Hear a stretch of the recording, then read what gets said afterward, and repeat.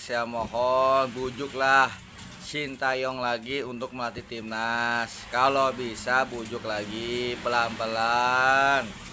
Kalau di FIFA Matchday pelatih baru seandainya kalah tanggal 10 dan tanggal 18, pasti supporter Indonesia kecewa lagi.